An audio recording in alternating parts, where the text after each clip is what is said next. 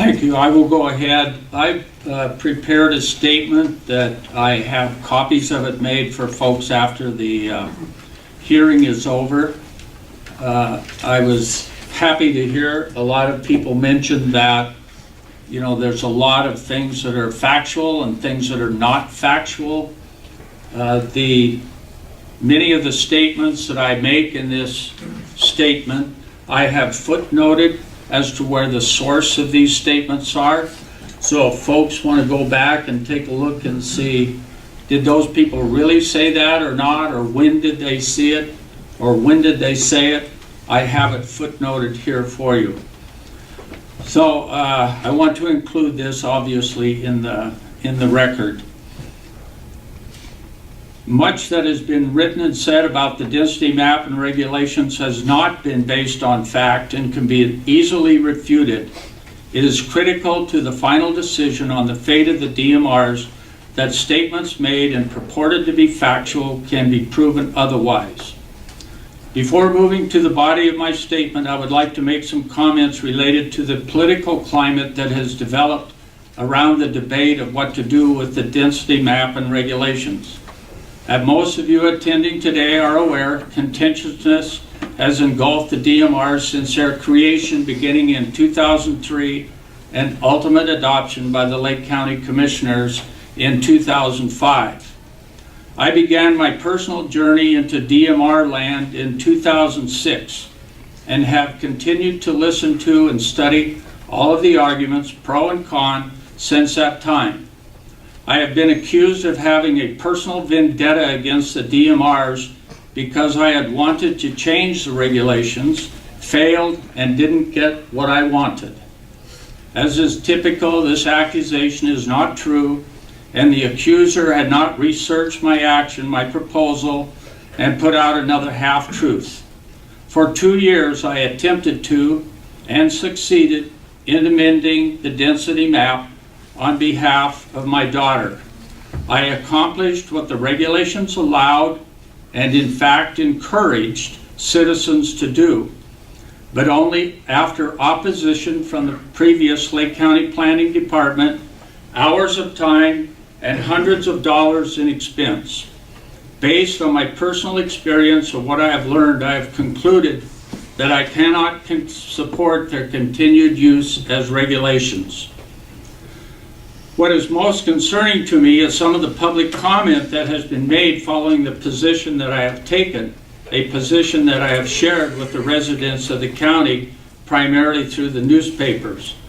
Since I have publicly taken a position opposed to keeping the DMRs as regulatory, I have been branded as a person unwilling to cooperate with CSKT, and they have made known their desire for keeping the DMRs regulatory. I have been willing to bend my philosophical beliefs on the DMRs in an attempt to cooperate, but that has been for naught. I would prefer to see the DMRs repealed and removed completely from our new growth policy, but I have been willing to retain them after amendments and allow our Lake County Planning Department to use the DMRs as a tool in future land use decisions. This compromise would put all citizens of Lake County on equal footing, which was a stated goal of the existing growth policy. But CSKT has been unwilling to accept this compromise. They want the DMRs to retain regulatory for one class of citizens and voluntary compliance for another class of citizens. I have tried to understand unsuccessfully why CSKT would be so opposed to moving the DMRs from regulatory to advisory for those citizens under Lake County's jurisdiction.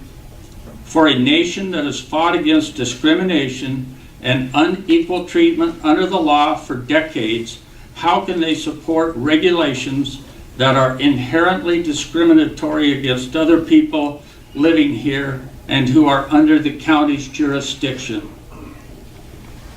I believe part of the reason for the fierce opposition to a change in the regulations, and it is a fierce opposition, is that there are two distinct agendas within CSKT related to land use and development within the reservation and county.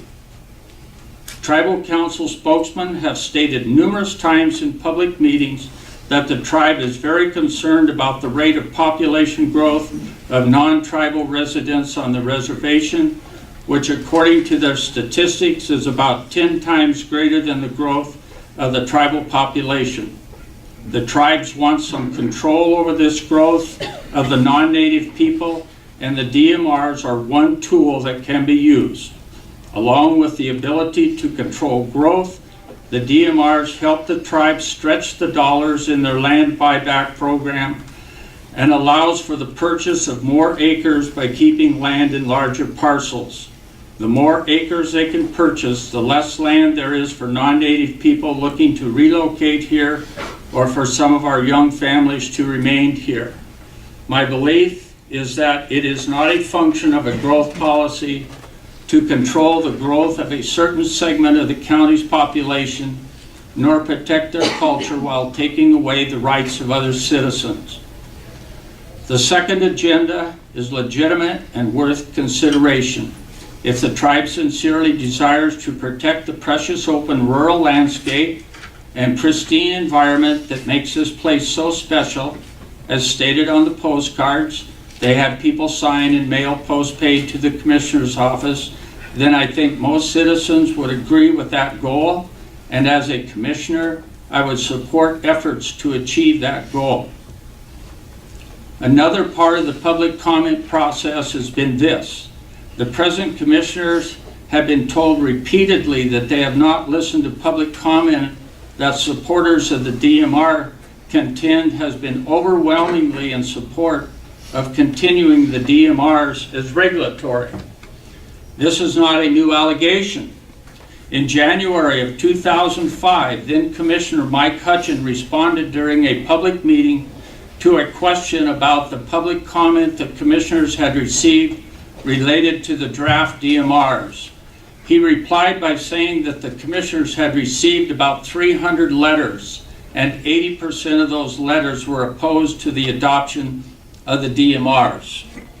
Some of the people in this room were involved in drafting and pushing for the adoption of the DMRs of 2005. I have read nothing in all of the minutes that I've gone through where any of you were complaining about the failure of the Commissioners to take a course of action based on public comment during the adoption process. Do we only complain that the Commissioners are not listening to what the people are saying when it disagrees with your position? I want to further summarize why I want the DMRs repealed as regulatory and moved to advisory. CSKT admits the DMRs are discriminatory, and I quote, "The county regulations don't apply to us, but we follow them to be good neighbors. We want them to be regulatory." The spokesperson goes on to say, "We have gone on record several times saying we would make them regulatory if that's what the problem is. CSKT's method of making them regulatory for Lake County and CSKT is to sign a memorandum of understanding between the governments. Signing of an MOU or adopting a resolution does not make the DMRs regulatory for the tribe or Lake County. It is not a contract.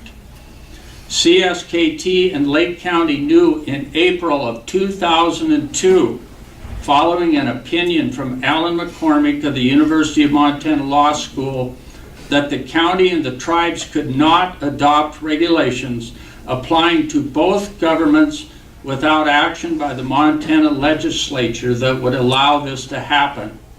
This legal opinion was never shared in subsequent public meetings.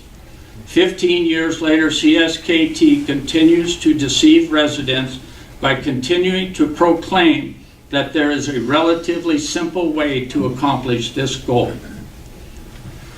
The DMRs have not achieved their intended purpose. The purpose of the DMRs were to help achieve the goals and objectives of the 2003 Lake County Growth Policy. Page 118 of the Growth Policy contains 24 items that were to be accomplished. An analysis by Lake County Civil Attorney Wally Congdon done in 2015 stated in his opinion 1 item was completely accomplished and 9 were partially accomplished. The remaining items had not been accomplished in the 10 years following enactment. These numbers do not reflect accomplishment of goals and objectives. The public has little understanding of the map and the regulations and has limited knowledge as to how they are used in the Lake County Planning Department. This was an issue when the DMRs were considered for adoption. At a Lake County Planning Board meeting in 2004, the following statement is contained in the minutes. We're getting a fair amount of negative response. Unfortunately, a lot of the comments are not very well informed. Some of the letters that we're getting show that people really don't understand it. It's unfortunate. The same statement could be made today regarding the comments the county has received regarding the DMRs. The DMRs have artificially manipulated property values. A quick example, the east side of Highway 93 in the Sunny Slope Hill area is designated 2-acre density, while the west side of the highway is designated 20-acre density. Which 20-acre parcel has the greater value on the real estate market? Property that potentially could be divided into 10 distinct parcels, or a piece of land that has no development rights? I have heard a generalized statement pertaining to zoning. Zoning takes property rights away but increases property value in return. The DMRs indeed take property rights away and in addition decrease property values. A CSK attorney has stated at a public hearing that the tribe has followed the DMRs 100% of the time. If anyone would be tempted to believe that this is true, I encourage you to take a close look at what CSKT's proposed development at Big Arm looks like. 30 RV sites, 17 cabins, 3 teepees, a restaurant, event center, and casino, and over 1/2 acre of impervious surface. This development would fail to get approval through Lake County Planning Department. One reason for denial is that it significantly violates the density prescribed for this area. There are other examples of non-compliance with Lake County's interpretation of the DMRs. Prior to adoption, the DMRs were said to be, and I quote, not perfect, but will evolve over time and will be revolutionary for Montana. This has not happened. No other county in Montana has adopted anything like we have, and only 1 map amendment change has been made in 15 years. The regulations state that the DMRs are not intended to prescribe land use, but included in the regulations is a discussion of characteristics of land that shall not be considered for development. Defining certain land as non-developable does dictate land use. The DMRs were scheduled for review 1 year after adoption, and then in the 5th and 10th year of each decade. By my count, 3 reviews have been missed. The lack of reviews puts some doubt as to whether or not the regulations are still binding. To those people who don't want the DMRs because you have your piece of paradise and you don't want anyone else to have what you are enjoying, I have this to say. You remind me of what was happening in the white suburbs of America in the 60s and 70s. White people didn't want blacks moving to their neighborhoods, and they didn't want black children attending their schools or black families in the pews next to them in church. So they passed zoning laws that made it difficult, if not impossible, for blacks to move into their neighborhoods. If this is what you want, create your own zoning district and zone people out. Don't demand that the county do your dirty work for you. Exclusionary zoning is illegal, but it's not unconstitutional. Finally, the loss of tax revenue to land being put in trust is the most pressing issue Lake County now faces and will continue to wrestle with until some kind of release is found. It is impossible to determine exactly what the amount of property tax loss is due to the fact that the Montana Department of Revenue does not assess tribal lands and buildings and improvements once they are placed in trust. We do know that many taxpayers are struggling to pay their property taxes, as evidenced by the 936 property owners who are delinquent with the first half of their 2017 taxes that were due in November. The total dollar amount delinquent is $700,000. Another bit of revealing evidence that does shed some light on this issue is this. The county taxable value for fiscal year 2017 and fiscal year 2018 worksheet traces these changes county by county. Lake County's difference in taxable value from fiscal year 2017 to 2018 showed an increase of about $696,000. Neighboring county increases were Flathead, $18,317,000, Missoula, $12,874,000, Sanders County, $4,318,000. One possible explanation would be that a significant dollar amount of tax properties are going off the rolls while barely enough is coming in to replace what is lost.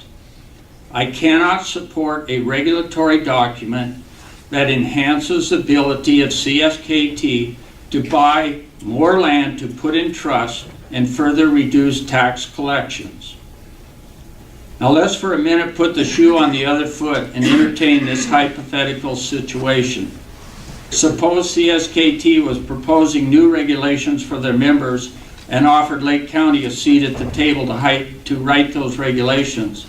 Lake County proposed many changes to what CSK initially proposed, and CSKT made the changes requested.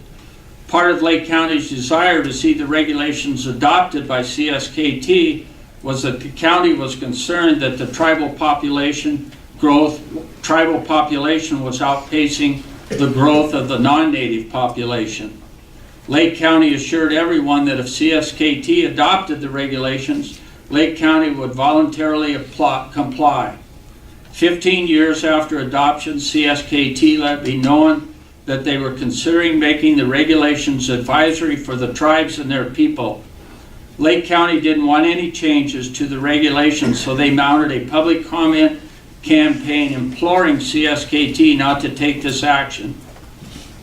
Lake County would be sharply criticized for taking its approach like this to CSKT's proposed action and accused of meddling in another government's affairs. The rules of engagement for the two governments are very different, and Lake County is regularly taken to task for not cooperating with the tribes.